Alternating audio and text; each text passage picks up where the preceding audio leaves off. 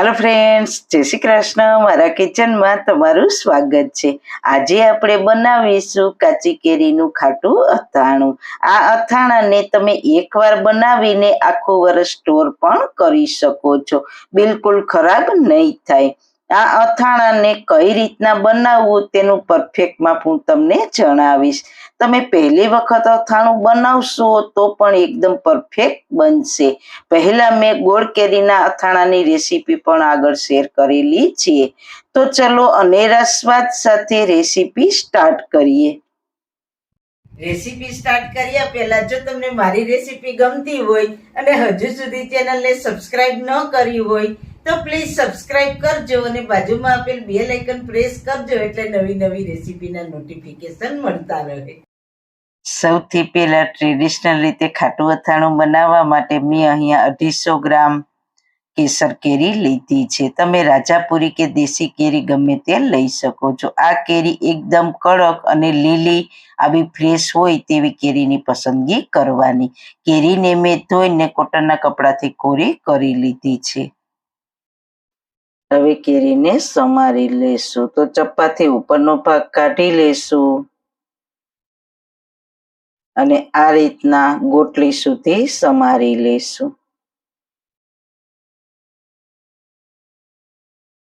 અને પછી તેના ટુકડા કરીશું। આ રીતના મીડિયમ સાઈઝના ટુકડા કરીશું। આ ટુકડા તમે તમારી ચોઈસ પ્રમાણે નાના મોટા કરી શકો છો। ચોઈસ મિત્રો તમારી પાસે છે। મેં આ સાઈઝના ટુકડા કર્યા છે। કેરી સરસ રીતના કટ થઈ ગઈ છે તો કટકાને હવે એક બાઉલમાં ટ્રાન્સફર કરી લઈશું। કેરીને કટ કર્યા પછી તેને પાણીથી ધોવાની નથી, એ વાતનું ખાસ ધ્યાન રાખજો।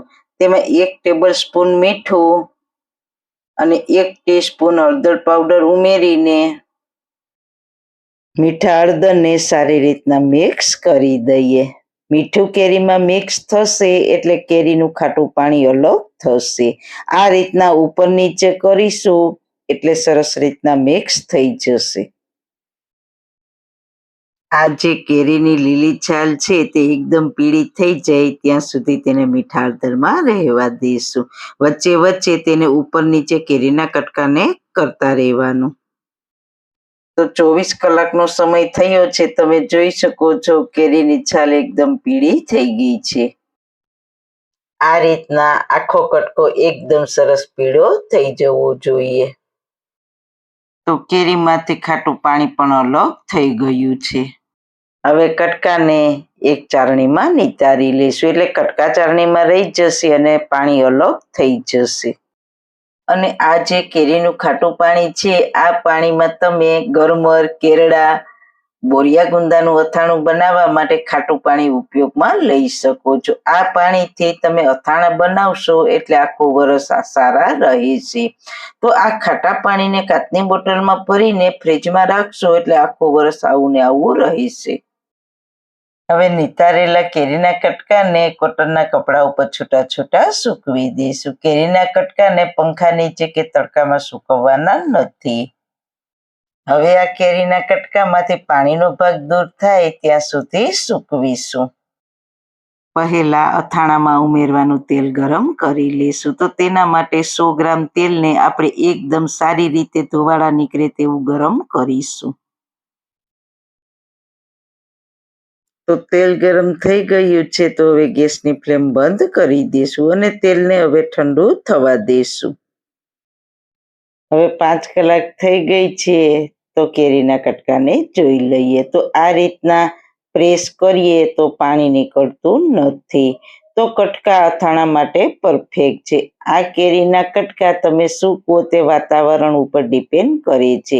જો વધારે પડતું ગરમ વાતાવરણ હોય એટલે કે લૂ ફેંકતી હોય તો કટકા વહેલા સુકાઈ જાય છે, એટલે તેને તમે આ રીતના ચેક કરવાના છે। જો તમે પ્રેસ કરો અને પાણી ના નીકળે તો તે અથાણા માટે પરફેક્ટ છે। મેં 5 કલાક સૂકવ્યા છે। હવે મસાલો તૈયાર કરી લઈએ. તો 250 ગ્રામ કેરીની સામે 50 ગ્રામ મેથીના કુરિયા, 25 ગ્રામ રાઈના કુરિયા, 1 ટેબલસ્પૂન ધાણાના કુરિયા, 1 ટીસ્પૂન વરિયાળી, 1 ટીસ્પૂન આખા મરી અને 2 લાલ સૂકા મરચાં લઈશું. આ બધા જ કુરિયા અને વરિયાળીને આપણે મિક્સર જારમાં અધકચરા એકસાથે પીસી લઈશું.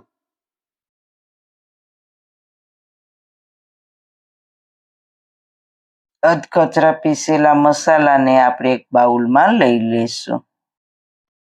હવે આપણે મસાલામાં મરી અને અડધી ચમચી હળદર ઉમેરીશું. અડધી ચમચી હિંગ અને 2 લાલ સૂકા મરચાં ઉમેરીશું. હવે આપણે જે તેલ ગરમ કરીને રાખ્યું હતું તે થોડું ઠંડુ થઈ ગયું છે. એકદમ ગરમ નહીં નાખવાનું, થોડું નવશેકું ગરમ હોય તેવું ઉમેરવાનું. તેલ ઉમેરીને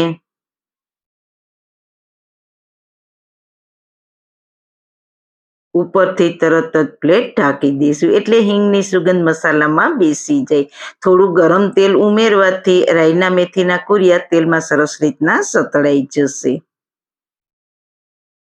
1 મિનિટ બાદ પ્લેટને લઈ લઈશું અને મસાલાને સારી રીતના મિક્સ કરીને બિલકુલ મસાલાને ઠંડો થવા દઈશું. મસાલો સરસ ઠંડો થઈ ગયો છે તો તેમાં 1 ટીસ્પૂન મીઠું અને 2 ટીસ્પૂન લાલ મરચું પાવડર ઉમેરીને સારી રીતના મિક્સ કરી દઈએ.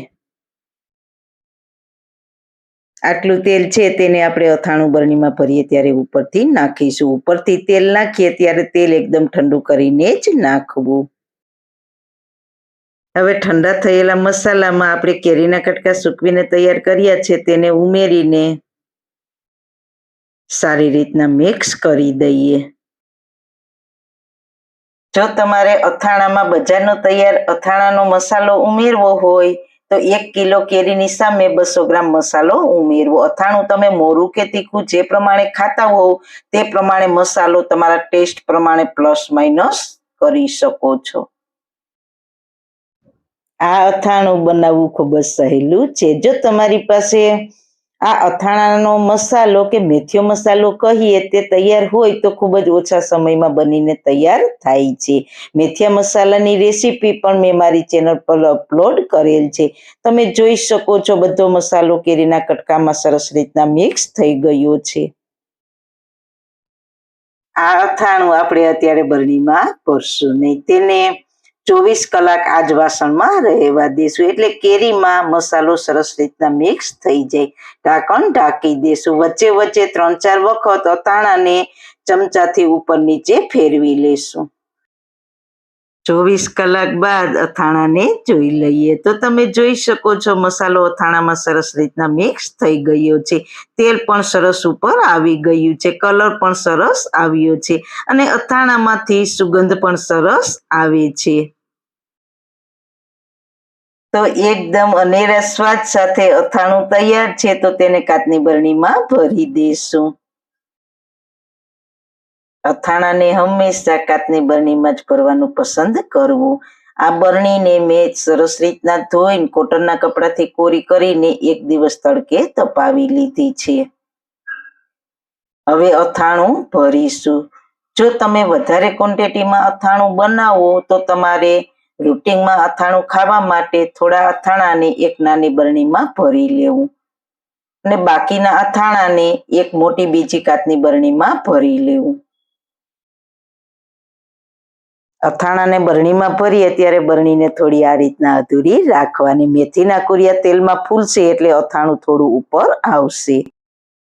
અથાણું બરણીમાં ભરાઈ જાય પછી કપડાથી બરણીને આજુબાજુ અને કિનારી પર સાફ કરી લેવું. હવે ઉપરથી આપણે જે ગરમ કરેલું તેલ છે તેને ઠંડુ કરીને ઉપરથી નાખીશું અને અથાણાને ડૂબડૂબા કરી દઈશું. હવે ઢાંકણને ટાઈટ બંધ કરીને આ અથાણાને તમે ફ્રીજની બહાર 1 વર્ષ શું 2 વર્ષ આ જ કલર અને આ જ સ્વાદમાં ખાઈ શકશો. આ અથાણાને તમે રોટલા અને ખાસ સવારે નાસ્તામાં ભાખરી સાથે સર્વ કરશો તો ખૂબ જ ટેસ્ટી લાગશે. તો જરૂર એક વખત ટ્રાય કરજો. તો સારું ખાઓ, ખુશ રહો. આવી સરસ રેસીપી જોવા માટે તમારો ખૂબ ખૂબ આભાર.